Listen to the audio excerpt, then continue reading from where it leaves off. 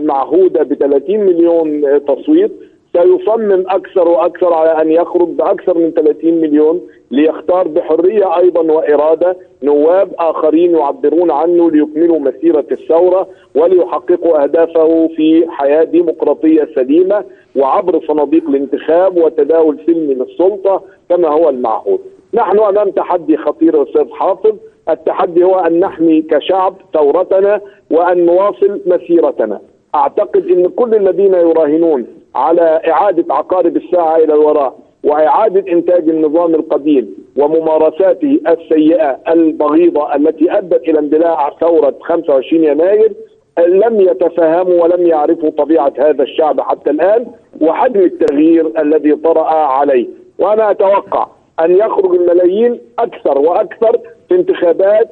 الرئاسة يوم السبت والأحد ليثبتوا للجميع أنه لا يستطيع أحد ولا قوة كائنا من كانت ولا الدولة العميقة بكل امتداداتها أن تؤثر على إرادة الشعب. وأعتقد أن هذا الحكم بهذه الطريقة سيصب في صالح مرشح الثورة وسيؤدي إلى استنفار همم الجميع لقطع الطريق على محاولة نصب رئيس جديد يعيد إنتاج النظام القديم ويعيد ممارساته البغيضة. وسيقف الجميع ضد أي محاولات لمحاولة فرض حالة طوارئ جديدة أو محاولة تزوير إرادة الأمة أو التلاعب بها في أي صورة من الصور. طب دكتور عصام،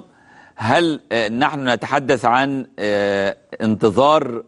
إلى أن يجرى انتخابات برلمانية سواء أجريت بعد 6 أشهر أو بعد سنة؟ لأنه في هناك وجهة نظر مثلا الدكتور أبو الغار بيتحدث عن أنه لازم نضع دستور عشان نعرف هنعمل من جديد دستور برلمان فيه 50% عمال وفلاحين ثم يأتي دستور ليلغي هذه الانتخابات من جديد، أم يفترض أن احنا ننتظر إذا نحن نتحدث عن حوالي سنة مثلا حتى يتم الوصول إلى دستور؟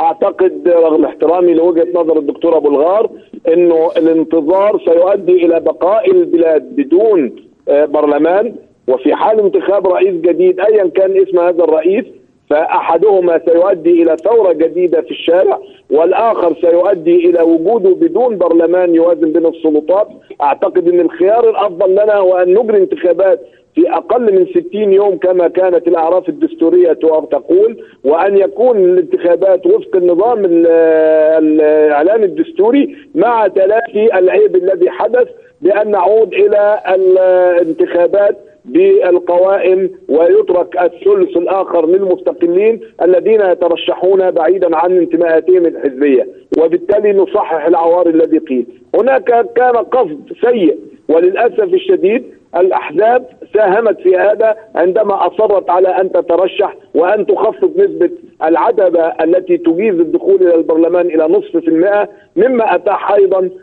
تركيبة غير منطقية للبرلمان ودخول بعض أحزاب الفلول التي كانت تنتمي إلى الحزب الوطني. هنا يجب أن نعود مرة أخرى. الرئيس القادم سيكون معه سلطة إصدار مراسيم بقانون يصحح العوار الدستوري، ولا يجوز للمجلس العسكري بعد أن تنازل عن سلطة التشريع أن يستردها إطلاقا، ولا يجوز له أن يصدر إعلانات دستورية جديدة، لا يحق له ذلك. هناك رئيس سينتخب خلال 3 أيام وعلينا أن نحترم إرادة الشعب وأن نجعل هذه الإرادة هي الإرادة العليا والإرادة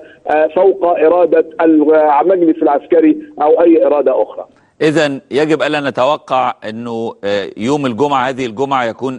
في أي احتجاج على الأقل من جانب أنصار الحرية والعدالة، وأيضا أنه بغض النظر عن نتيجة الانتخابات السبت والأحد أنه الحرية والعدالة سيحترم من سيفرزه الصندوق.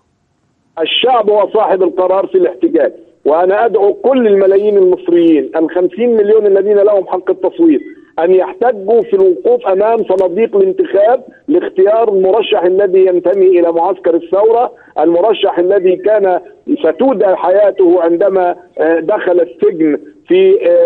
فجر 28 يناير 2011، المرشح الذي يقف حتى الآن في معسكر الثورة ويريد إسقاط النظام القديم هو الدكتور محمد مرسي. هذا هو الخيار الصحيح في هذه اللحظة التاريخية، وعلينا أن نقف أمام الصناديق في طوابير طويلة لنمنع التزوير ولنعلي إرادة الشعب فوق أي إرادة